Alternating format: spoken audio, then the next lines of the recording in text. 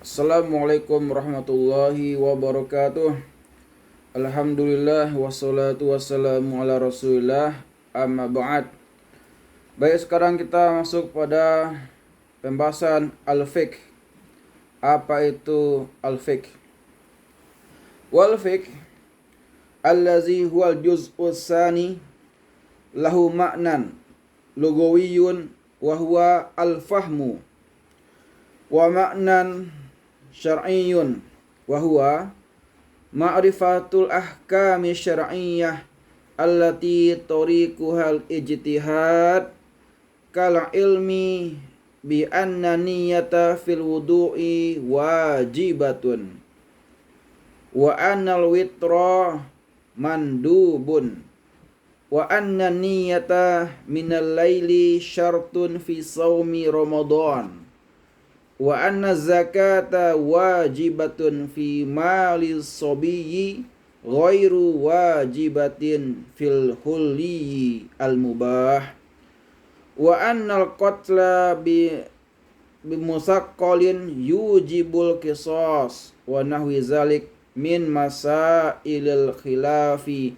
bi khilafi ma laisa tariquhal ijtihad kal ilmi bi anna salawatil khamsi wajibatun wa anna zina muharramun wa nahu zalik min masaidil qad'iyyati fala yusamma fiqhan fal ma'rifatu huna al ilmu bi makna zon. Fikih yang menjadi juz kedua dari lafaz usul fiqh memiliki makna lugat, yakni faham, juga memiliki makna syar'i, yaitu mengetahui hukum-hukum syar'i melalui jalan ijtihad, seperti mengetahui hukum wajibnya niat dalam melakukan wudu,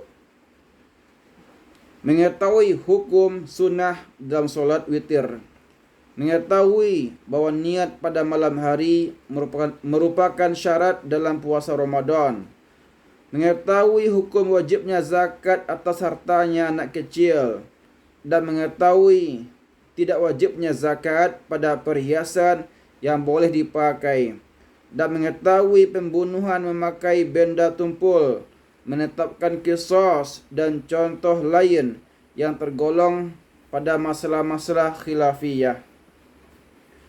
Beda halnya dengan hukum-hukum yang diperoleh tanpa melalui ijtihad, seperti mengetahui solat 5 waktu hukumnya wajib, melakukan zina hukumnya haram, dan contoh lain yang tergolong masalah qad'iyah, maka bukan dinamakan fikih. Lafaz ma'rifah dalam pembahasan ini ialah yakin dan bermakna zon atau persangkaan. Penjelasannya, fikih adalah pengetahuan atas hukum syar'i melalui jalan ijtihad terkait dengan masalah-masalah khilafiyah. Contoh, wajibnya niat di dalam wudu. Sedangkan contoh mengetahui wajibnya solat 5 waktu bukanlah fikih, sebab bukan tergolong masalah-masalah khilafiyah, namun ia tergolong masalah qad'i atau pasti.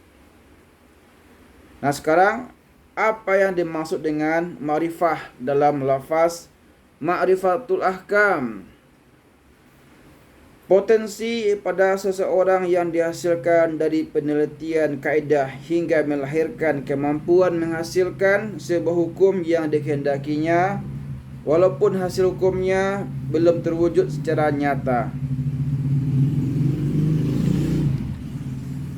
Qauluhu ma'rifah a'ni al-malakah al-hasilah min tatabbu'il qawaid bihaisu yaktadiru biha ala tahsilit tasdiqi bi ayyi hukmin arada wa illam yakun hasilan bil fa'li kama waqa'a zalik liman huwa faqihun bil ijma'i fi ba'dil ahkami kamalikin rahimahullahu ta'ala hina su'ila an arba'ina mas'alatan faqala fi sittin wa salasina la adri lijawazi ayyakuna zalika li'adami tamakkuni minat ijtihadi fil hal.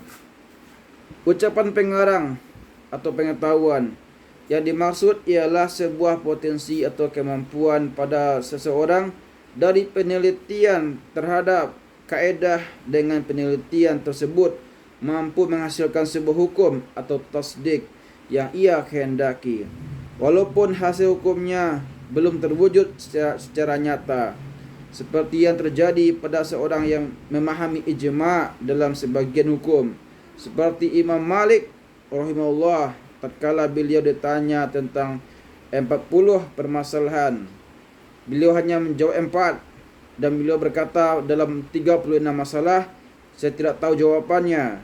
Demikian itu dikarenakan mungkin tidak ada kesempatan untuk berijtihad di waktu itu.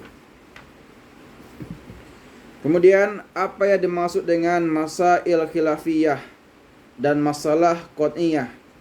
Masail khilafiyah yaitu hukum yang proses penggaliannya melalui ijtihad. Yang dimaksud masalah qat'iyah adalah hukum yang proses penggaliannya tanpa melalui ijtihad. Wal fiqhu ilmu kulla hukmin syar'iyyin jaa ijtihadan duna hukmin qat'iyyin wa inna mahtaja ila taqyidi biqaulihi jaa ijtihadan duna hukmin qat'iyyin allazi huwa bima'na qaulil asli allati tariqihal ijtihad ay jaa subutuhu wa zuhuruhu bil ijtihadi wa huwa bazlul was'i fi bulugil gharad li'annal hukma sabitatun fi nafsiha bidunil ijtihadi lakinal ijtihadu wal muzhirul musbitu laha indal mujtahidi fal hukmu syar'iyyu yanqasimu ila ma tariquhul ijtihad. Al-muradu min qawlihi jaa ijtihadan ka qaulina an-niyatu fil wudu'i wajibatun wa ila ma tariquhul qad'u lal ijtihadu min qawlihi duna hukmin qad'iyyin kal ilmi bi anna Allah ta'ala wahidun mawjudun wa anna salawatil khamsi wajibatun wa anna zina muharramun wa ghairu zalika minal masail qad'iyyati mimma yashtariku fi ma'rifatihal khassu wal 'amu fala yusamma fiqhan falizalika qaidal hukmu bil ijtihad. Fikih yaitu pengetahuan tentang hukum berbentuk syar'i yang datang melalui ijtihad, bukan hukum qat'i. Dibutuhkannya batasan melalui ijtihad, bukan hukum qat'i, di mana artinya sama dengan kitab asal warakat yang redaksinya melalui proses ijtihad. Artinya tetap dan munculnya melalui ijtihad. Ijtihad ialah pengerahan kemampuan untuk mencapai tujuan. Karena sebenarnya hukum itu terlebih dahulu telah wujud tanpa ijtihad. Karena sebenarnya sedangkan keberadaan ijtihad hanya untuk menampakkan dan menetapkannya di tangan mujtahid. Dengan demikian hukum itu, hukum syar'i terbagi menjadi dua. Satu, ada kalanya proses penggaliannya melalui ijtihad, dan ini yang dikehendaki redaksi datang melalui ijtihad, seperti niat di dalam wudu adalah wajib. Yang kedua, ada kalanya proses penggaliannya tidak menggunakan ijtihad, seperti pengetahuan bahwa Allah Subhanahu wa taala satu dan wujud. Kemudian adanya salat 5 waktu, hukumnya wajib. Perbuatan zina hukumnya haram. dan contoh-contoh lain yang tergolong qat'iyah, yakni dari beberapa masalah yang orang pintar maupun orang awam dapat mengetahuinya. Pengetahuan terhadap hukum tersebut tidak dinamakan fikih, sehingga hukum dalam hal ini perlu dibatasi dengan yang proses penggaliannya melalui ijtihad. Demikianlah pembahasan fikih yang dapat kami sampaikan. Semoga bermanfaat. Wassalamualaikum warahmatullahi wabarakatuh.